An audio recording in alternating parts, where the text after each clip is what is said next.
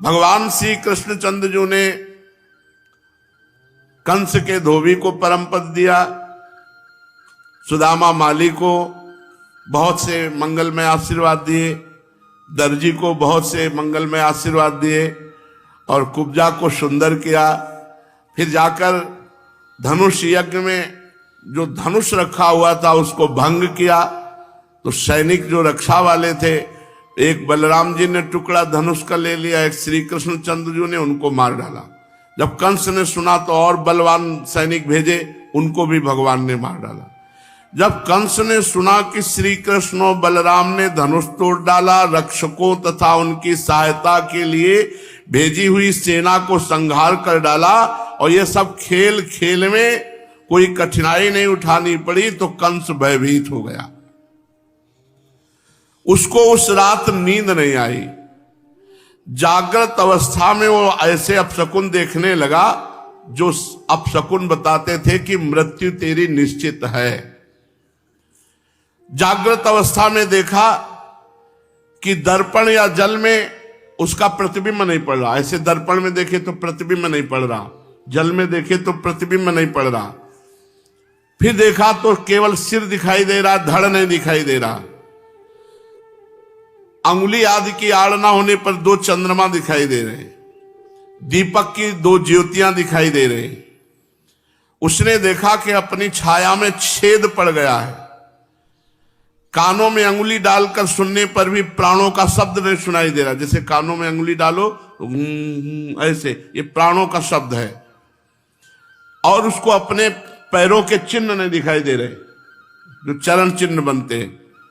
ये सूचक है कि अब मरने वाला है। कंस ने देखा कि वो प्रेतों के गले लग रहा है, वो गधे पर चढ़ा हुआ विष खा रहा है। उसको ये सब दिखाई दिया जो मृत्यु सूचक है। बड़ी चिंता बढ़ गई, वो डर गया, उसे पूरी रात नींद नहीं आई। जब भगवान भुवन भास्कर प्रातःकाल प्रकाशित हुए तो कंस ने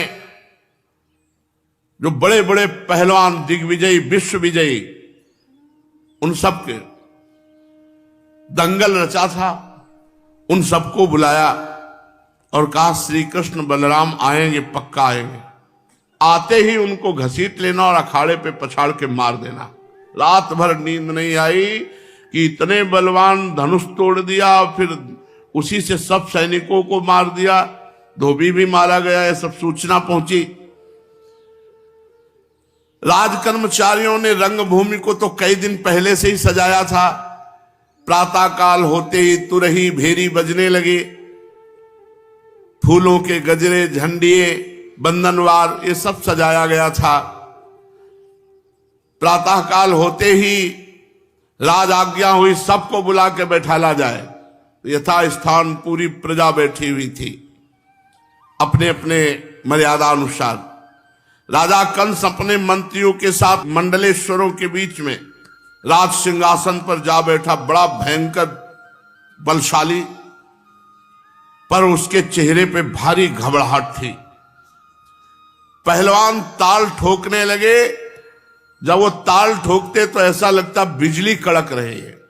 चाणूर, मुष्टिक, कूट, सल, तोशल, ये विश्व विजयी पहलवान अखाड़े में आकर के अब कंस ने अपने सैनिकों को और निज मंत्री को भेजा, जाओ नंद बाबा को बुला के लाओ परिकर सहित, और उनका बड़ा आदर करना जिससे वो जान न पावे।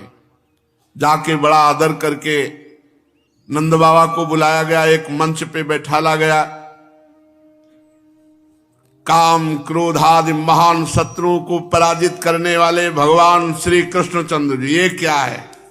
काम क्रोध आदि महान शत्रुओं को पराजित करने वाले श्री कृष्ण और बलराम जी प्रातःकाल स्नान आदि से निवृत्त होकर के चंदन अंगराग वस्त्राभूषण धारण किए और रंगभूमि देखने के लिए चल पड़े। बाबा को पहले ही बुला लिया गया था। भगवान श्री कृष्ण रंगभूमि के दरवाजे पे पहुंचते 60,000 हाथियों का बल रखने वाला कोलिया पेड़ हाथी महावत ने भारी अंकुश से प्रहार किया और दौड़ाया भगवान श्री कृष्ण की तरफ, क्योंकि कंस का आदेश था दरवाजे पे आते ही मार डाला जाए। अब भगवान श्री कृष्ण ने अपने पीतांबर को कमर में कसा कि अच्छा भाई, यहां तो शुरुआत से ही मृत्यु का आवाहन किया गया है, और अपनी घुंघराली अलके समेट करके उनको बांधा, कमर में पीतांबर और अपने केश पास को बांधा, और महावत के सामने ताल ठोके और कहा ला अपना हाथी। महावत ने पहले ही अंकुश मार रखा था। भगवान ने कहा ए महावत, हटा अपना इतना कमजोर हाथी सामने खड़े किए, मार्ग से हट जा। ए सुनता नहीं, अगर देर की तो तेरे हाथी को तेरे को दोनों को यमपुरी पहुंचा देंगे। पर महाराज आपके हाथ से मारे जाने पर यमपुरी तो कोई जाएगा ही नहीं, परम पद जाएंगे। देर मत कर, नहीं तो मैं हाथी के साथ अभी तुझे यमराज के घर पहुंचाता हूं। नोचेत सकुंजरम त्वाद्य नयामि यम साधनम। भगवान श्री कृष्ण ने जब ऐसा कहा तो क्रोध से तिलमिलाकर महावत ने यमराज के समान भयंकर कोयलियापीड़ हाथी को अंकुश मारकर भगवान की तरफ दौड़ाया। कोयलियापीड़ भगवान की ओर झपटा और बड़ी तेजी से भगवान को सूंड में लपेट लिया और पटकने के लिए किया, इतने भगवान सरक गए, क्योंकि उसने तो एक ही साइज में पकड़ा ना, भगवान ने अपने को सूक्ष्म कर लिया तो ढीला पड़ गया, और उसने पटकने किया तो केवल सूंड ही पटक पाया, भगवान तो दूर खड़े थे। जब उसने देखा कि श्री कृष्ण तो हमारी पकड़ से बाहर हो गए, भगवान उसके पीछे दोनों पैरों के बीच में जाकर खड़े हो गए। कोयलियापीड़ को बड़ा क्रोध हुआ, उसने सूंग से टटोल करके सूंघा और फिर श्री कृष्ण को पकड़ लिया। बलपूर्वक भगवान ने ऐसे उसकी सूंड को किया, जैसे बंधन बांधता, बलपूर्वक छुड़ा लिया। इसके बाद भगवान पीछे की तरफ गए और पूंछ पकड़कर 100 हाथ तक उसको घसीटते गए। भगवान तो भगवान है, जैसे गरुण सांप को घसीट लाते हैं वैसे 100 हाथ पीछे उस हाथी को घसीटा महावत सहित। गजब हो गया। जिस प्रकार घूमते हुए बछड़े के साथ बालक घूमता है, भगवान ने सैकड़ों राउंड उसको लगाए, पूंछ पकड़ के ऐसे, कभी दाएं कभी बाएं, कभी दाएं कभी बाएं। विशाल काय हाथी, बाएं दाएं दाएं बाएं। बड़ा गुस्सा गया कोयलियापीड़। भगवान सामने जाकर खड़े हुए, दोनों हाथ कमर में रख के वो दौड़ा। भगवान एक घूंसा मारा उसके मस्तक पर, जे ही घूंसा जमाया वो घुटने टेक दिए भगवान के सामने, ऐसे घुटने थे। फिर वो क्रोधित होकर उठा। भगवान ने ऐसा अभिनय किया मानो भाग रहे हो, भगवान की ओर झपटा। क्रोध से जला भुना वो कोयलियापीड़ हाथी समझा कि अब भगवान को दांतों से मारे, तो ऐसे दांत से प्रहार किया, लेकिन आक्रमण व्यर्थ गया। भगवान आगे जहां प्रहार किया वहां से आगे तो दांत उसके पृथ्वी में घुस गए। महावत ने फिर प्रेरणांकुश मारकर भगवान श्री कृष्ण की तरफ दौड़ाया उस हाथी को। भगवान श्री कृष्ण ने देखा कि ये समझ रहा है कि मैं डर रहा हूं या भाग रहा हूं। भगवान गए नजदीक और उसकी सूंड पकड़ी और मरोड़ना शुरू किया। अब वो जितना जैसे सूंड मरोड़ी गई तो धम्म से गिर गया। भगवान ने अपने चरणों से उसकी गर्दन दबाई और उसका दांत पहले तोड़ा और महावत को मारा, फिर हाथी को जान से मार दिया। कोयलियापीड़ हाथी महावत दोनों मारे गए। अब भगवान वही रणभूमि में दांत रखे हुए कोयलियापीड़ के प्रवेश की। जो ही रंगभूमि में प्रवेश किया, गुप्तचर ने बताया महाराज रंगभूमि के प्रवेश द्वार पर ही कोयलियापीड़ हाथी और महावत मारा गया। तो देखा नील मेघ के समान सिंहवत। वैसे अगर दुष्टता न करता तो पूज्य मामा था, पूज्य भांजे थे, जे ही कंस ने देखा मानो महाकाल पधार रहे, साक्षात मूर्तिमान काल। हाथी को मारा था महावत को, तो कुछ रक्त की बूंदें शरीर में पड़ी थी और कुछ पसीने की बूंदें। भगवान श्री कृष्ण और बलराम दोनों प्रवेश किए, ग्वाल बाल साथ चल रहे थे, रंगभूमि में प्रवेश किया। जिस समय भगवान श्री कृष्ण बलराम के साथ रंगभूमि में पधारे, उस समय बलवानों को परास्त किए हुए विजयश्री से सुशोभित जो पहलवान थे, वज्र के समान शरीर उनके कठोर थे, साधारण मनुष्य तो लड़ ही नहीं सकते थे उनमें। उन्होंने भगवान को देखा तो उनको दिखाई दिया कि अरे इनसे नहीं जीत सकते। पहलवानों को दिखाई दिया ये तो महाबलशाली है, इनसे नहीं जीत सकते। पहले दर्शन में ही वो अंदर से घबरा गए। जो मथुरा की स्त्रियां थी उनको भगवान दिखाई दे रहे मानो मूर्तिमान काम पधार रहे हो, और जो बड़े बूढ़े गोपजन सब उनको दिखाई दे रहे थे लाडले श्री कृष्ण। राजाओं को दंडधारी महान शासक, माता पिता को बच्चे, और कंस को मूर्तिमान काल, अज्ञानियों को विराट, योगियों को परम तत्व, भक्त शिरोमणि वृष्णवंशियों को इष्ट देव, सबने अलग अलग भगवान श्री कृष्ण के दर्शन किए। जाकी रही भावना जैसी प्रभु मूरति, देखी तिन तैसी। सबने भगवान के अलग अलग रंगभूमि में दर्शन किए। वैसे कंस तो बड़ा बलवान था, पर जब सुना कि दोनों ने कुवलयापीड़ को मार डाला, उसकी समझ में आ गया कि अब मेरी मृत्यु निश्चित है। घबरा गया।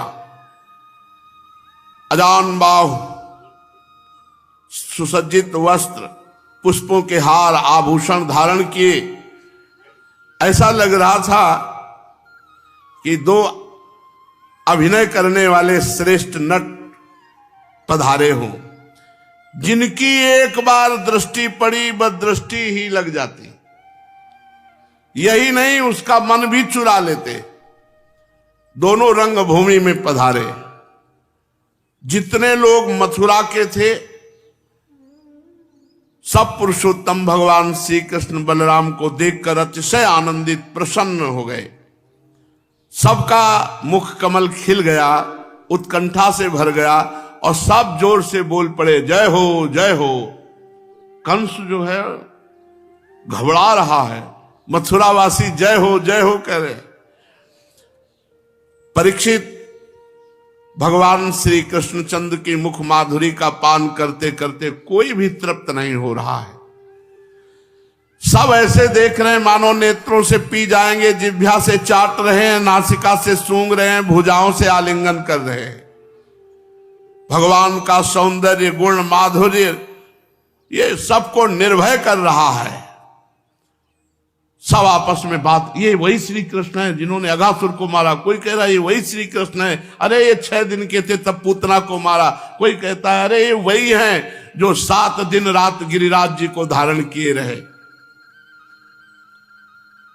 जो बड़े बूढ़े ज्ञानी जन थे वो कहते अरे कोई साधारण थोड़ी है, ये तो नारायण है साक्षात, वसुदेव जी के घर इनका अवतार हुआ है। ऐसे सब वार्ता हो रही।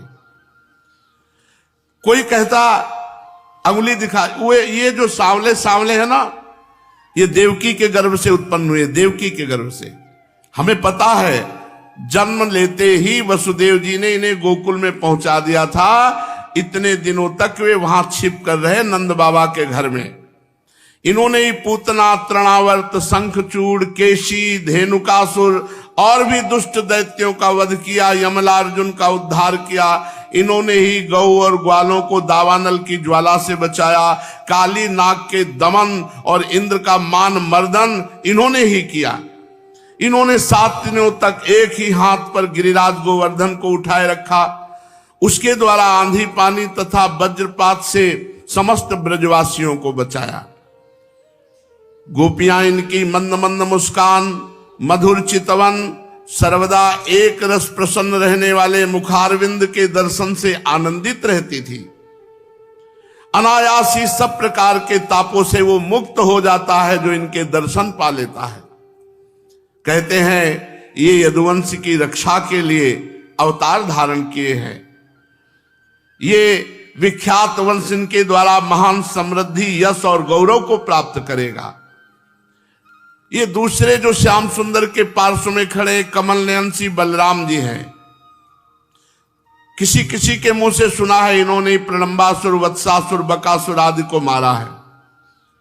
जिस समय मथुरावासी ऐसी चर्चा कर रहे थे, अखाड़े में तुरही बाजे बजने लगे।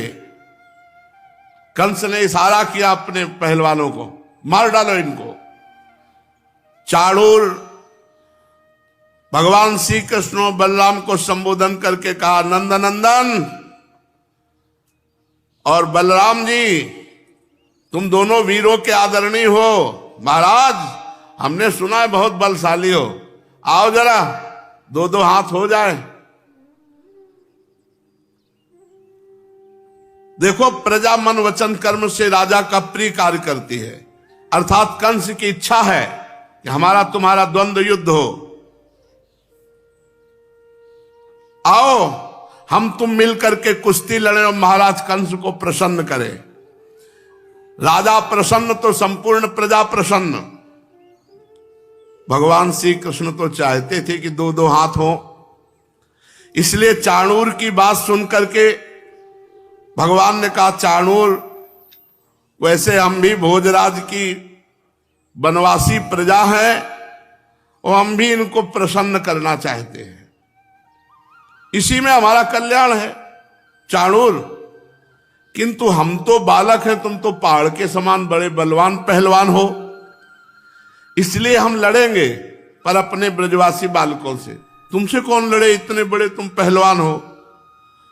कुश्ती समान बल वालों के साथ होनी चाहिए, जिससे देखने वालों को अन्याय का पाप ना लगे।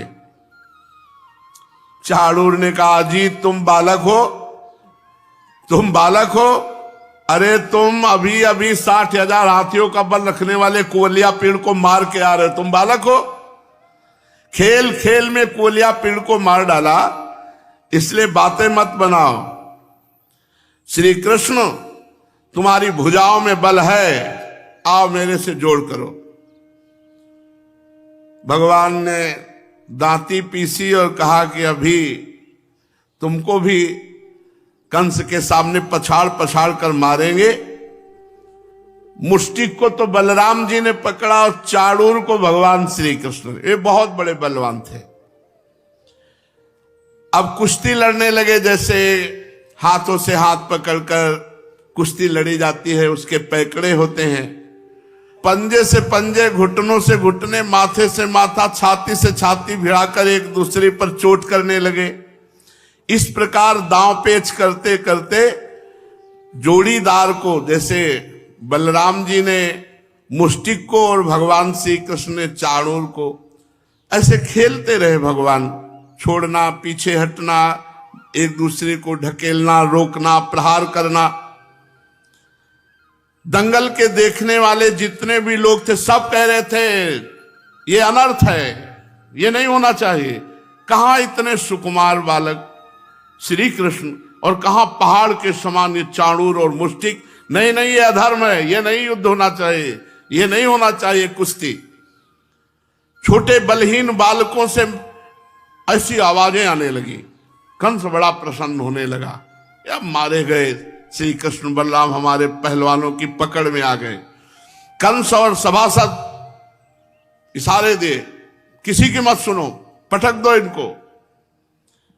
कितने लोग खड़े हो गए, नहीं नहीं यहां अधर्म हो रहा है, हम ऐसी सभा में नहीं बैठ सकते, हम ये नहीं देख सकते। कितनी खेद की बात है कि राजा ऐसे अधर्म के लिए स्वीकृति दे रहा है। ये पर्वत के समान पहलवानों से बालक लड़ाए जा रहे हैं जो अभी किशोर अवस्था के हैं, इनके एक एक अंग सुकुमार हैं, कहां ये और कहां ये पहलवान। बड़ी आवाजें आने लगी। यहां धर्म का उल्लंघन हो रहा है, पाप हो रहा है, अधर्म हो रहा है, अन्याय हो रहा है, चलो सब लोग यहां से चला जाए। बुद्धिमान पुरुष को चाहिए जिस सभा में पाप हो रहा है उस सभा से उठ के चला जाए, नहीं वो पाप का भागीदार बनेगा, वो दोष का भागी बनेगा। देखो देखो ये श्री कृष्ण को कैसे पकड़ रहा है। अब तो वो क्रोधित हो गया चाणूर और मुष्टिक भगवान को मारने के लिए। भगवान श्री कृष्ण ने बलराम जी की तरफ तिरछी दृष्टि से देखा कि अब ज्यादा। फिर भगवान जैसे ब्रजभूमि में अपने सखाओं के साथ लड़ते थे, है तो पुरुषोत्तम महाबलशाली भगवान, जिनके भगवान शंकर लक्ष्मी जी आदि जिनकी आराधना करते हैं। गोपियां ब्रजवासी सबके प्राण ठाकुर जी हैं। भगवान श्री कृष्ण चंद्रजू ने मन ही मन संकल्प किया। पास में ही जेल थी, तो जब ये हाहाकार मचा तो जेल में भी आवाज गई और देवकी वसुदेव जी ने सुना। उन्होंने भगवान नारायण का स्मरण किया कि हे प्रभु, मेरे बालक तो वैसे अभी हम जब से छोड़े आए तब से आज तक देखा नहीं सुना, आए और मारे जाएंगे चाणूर मुष्टिक के द्वारा, क्योंकि बहुत बलवान है चाणूर मुष्टिक। पुत्र स्नेह से भगवान के बल का विस्मरण हो गया और वो बहुत रुदन करने लगे। भगवान श्री कृष्ण और चाणूर दाव पेच कर रहे थे। बलराम जी और मुष्टिक भगवान के ऊपर घूंसे का प्रहार किया चाणूर ने। मतलब ये घूंसा सहने के लिए केवल भगवान ही सामर्थ्य। उसने समझा बालक हैं, अब इनको मार डालते हैं। भगवान के अंग में ऐसे प्रहार हो रहा है जैसे वज्र का प्रहार किया जाए, चिंगारियां छूटे। अब भगवान ने फांसा चाणूर को और दबाना शुरू किया। चाणूर को भगवान ने और मुष्टिक को बलराम जी ने चूरमा बना दिया चाणूर का। दबाते दबाते भगवान, अब उसके प्राण घुटने लगे। वो अपने को छुड़ाकर दोनों हाथों से घूंसा बांधकर भगवान श्री कृष्ण की छाती पे मारा। भगवान ऐसे ही खड़े रहे जैसे कोई फूलों का प्रहार करे और कुछ ना बिगड़े। भगवान ने चाणूर को उठाया और उठाकर पैर पकड़ा और अंतरिक्ष में कई चक्कर लगाए और धड़ाम से गिरा दिया। बलराम जी ने जब देखा कि चाणूर सब उसके अंग अस्त व्यस्त हो गए, मालाएं बिखर गई, वो मृत होकर गिर पड़ा।